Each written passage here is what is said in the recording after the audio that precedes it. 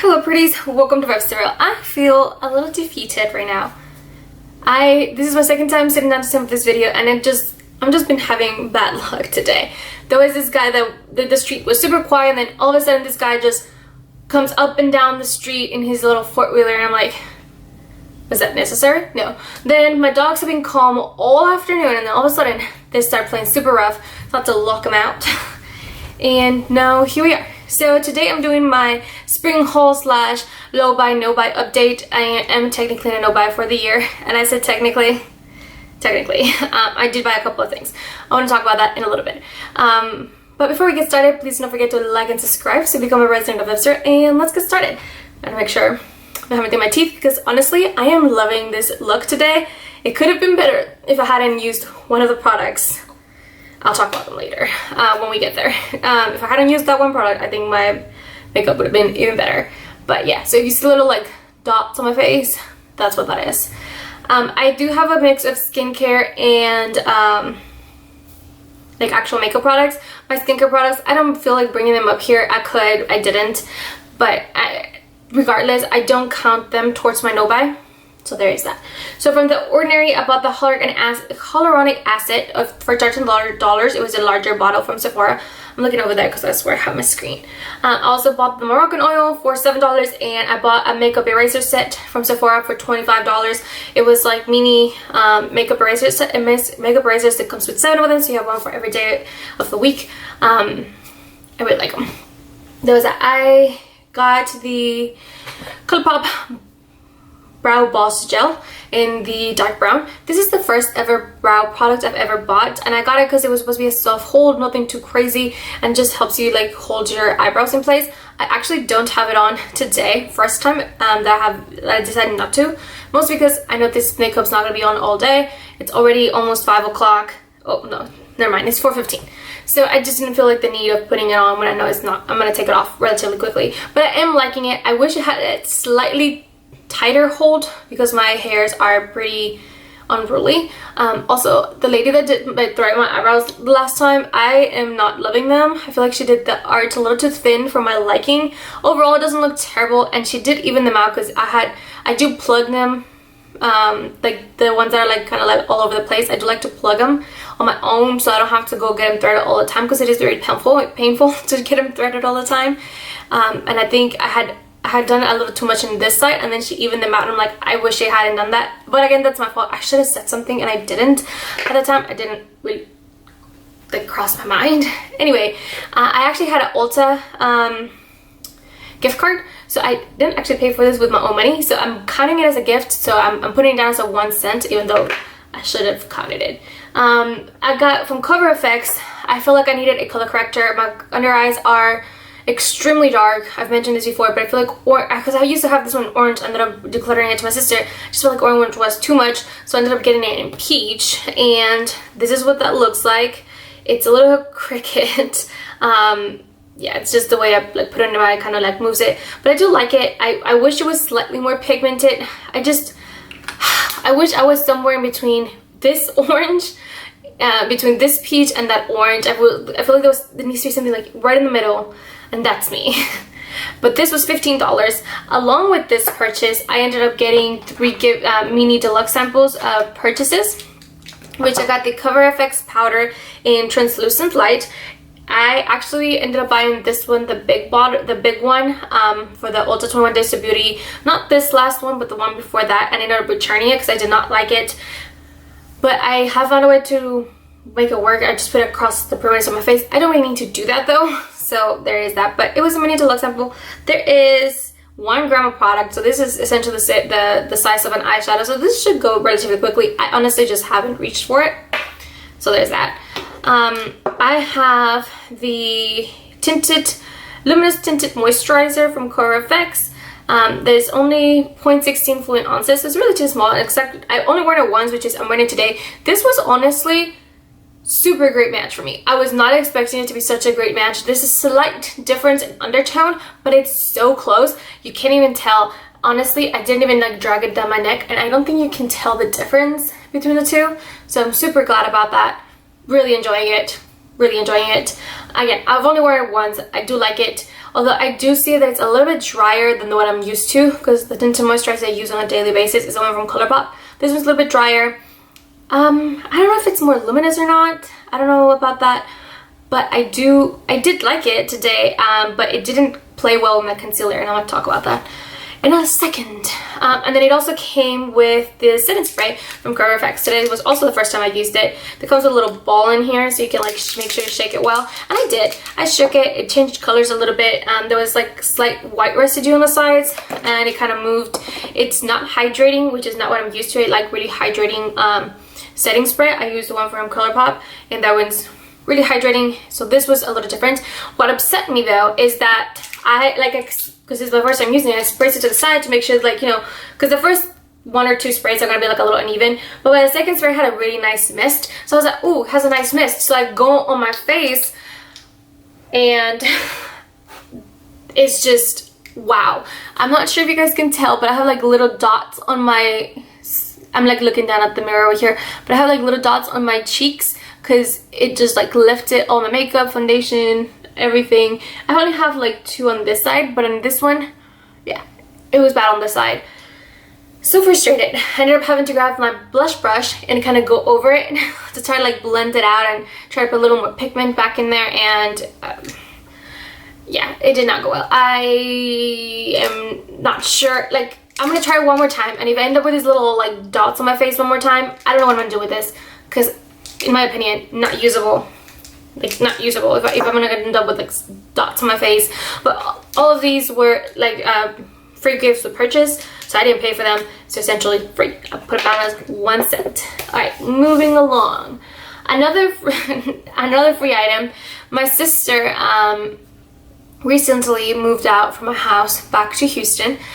She was going to UT Austin, and she just graduated in December, and so anyway, she was getting her Ipsy getting sent over here, and she ended up getting 3 bags in, I think it was either January, December, but she gave it to me in January.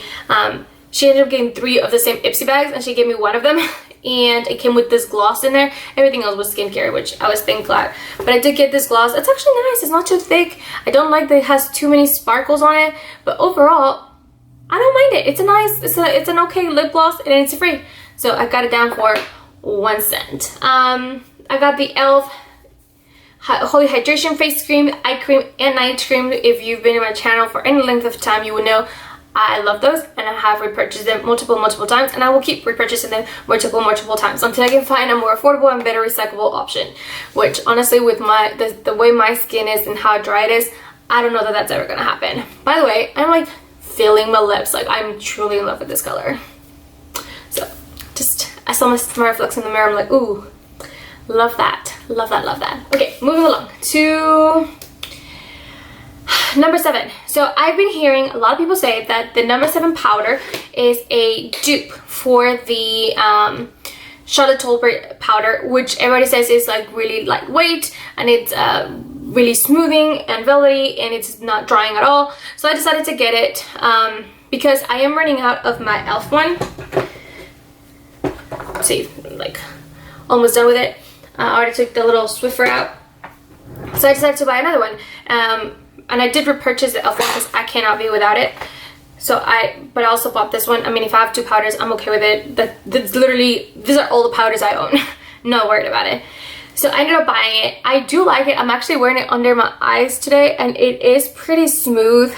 I have found it that it doesn't play well with all of my concealers. 1, 2. I like to apply my powders with a sponge. This one actually goes better with a brush, and so that's it's taken me a while to like remember to grab a brush instead of a sponge, but the times that I have done that, I do really enjoy it. I do really like it today. I do like it, except I'm still playing with it and finding the best way for me. Yeah, moving along.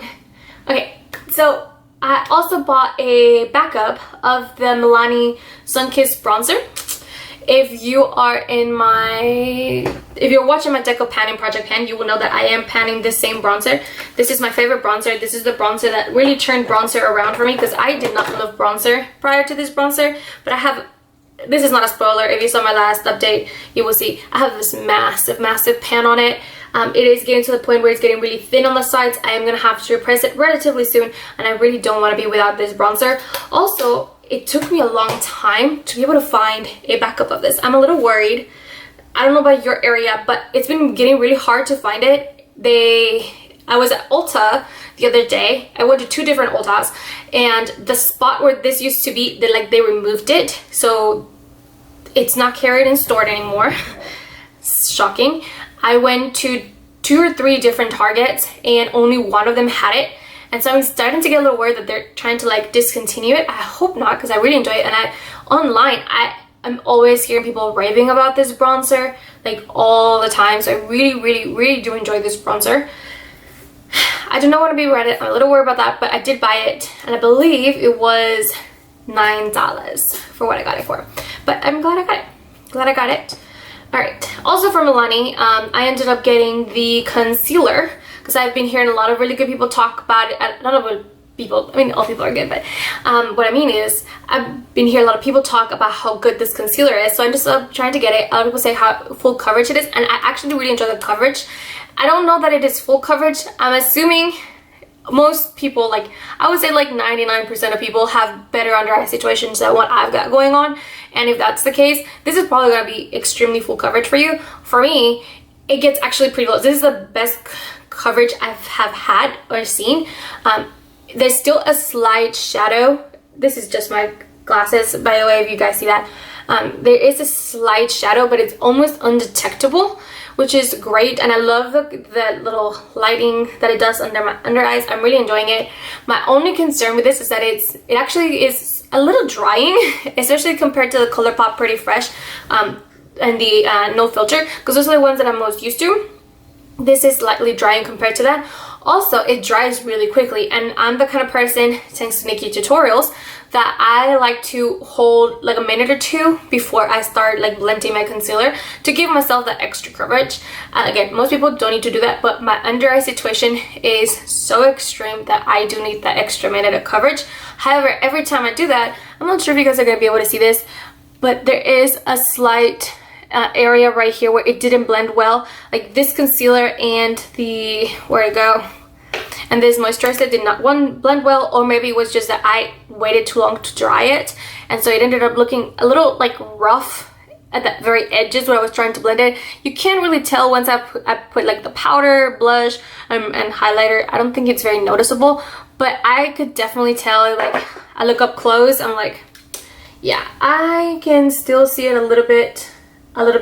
It's not too much. Again, having that blush and highlighter really helped it, but it was looking a little like, I don't know how to describe it. It was looking like you just could tell how thick the concealer was in comparison with the tinted moisturizer. So there's that. I guess I need to try using this without like waiting for it to dry, but it's just habit. Like the way I do my makeup, I naturally have it embedded into my routine to have it dry, and I think I just need to not do that. So I'm gonna need to try that. But yeah, anyway, I love the way it's set with that powder. I think it looks super smooth, very light, refreshing, and I like it. I do enjoy the coverage a lot. The texture is a little thicker than what I'm used to. By the way, when I say that it's drying, it is a little bit drier, but it's not drying. If that makes sense. And it does not make my eyes look dry either. But I think that has more to do with the powder that I use and less to do with the actual concealer. Both the e.l.f. HD powder and the No. 7 powder are both very light and velvety. So I think that's where that's coming from. But just FYI. But it takes really well to the powders, and it smooths out very, very nicely. Okay, enough rambling. This concealer I bought with my Ulta gift card. I actually have 2 gift cards that I got during Christmas time, and I still haven't even gone through one of them. I'm very proud of that. So this is technically a gift. Put it down at 1 cent.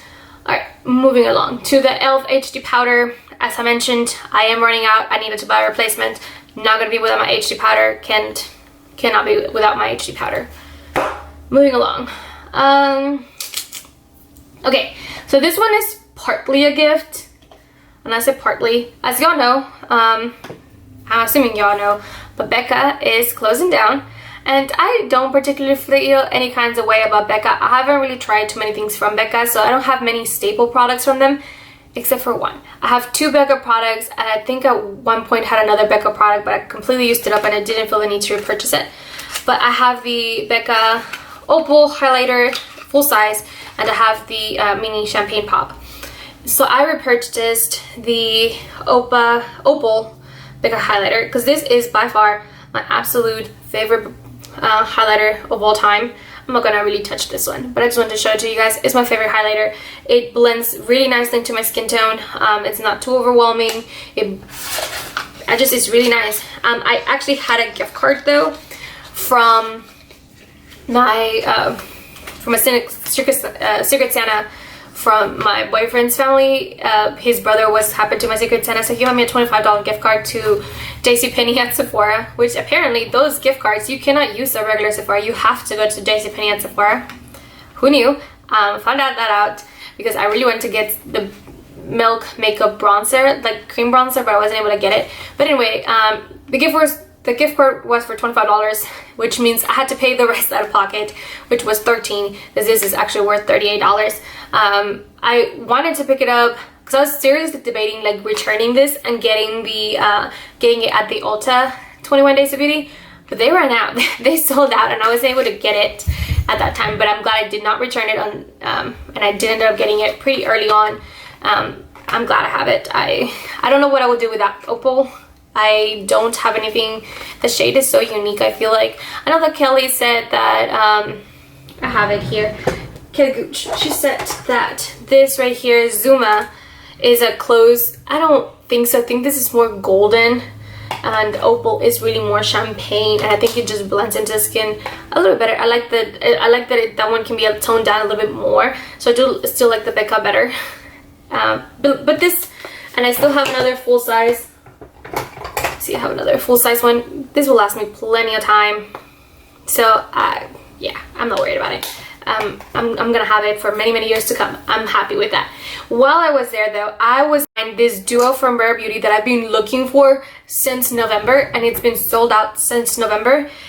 And so I got it because I've been wanting this for months, and I just happened to be at the JCPenney at Sephora, and it was this little mini duo of the blush in Bliss, which I really enjoy, and the tinted lip balm in Thankful.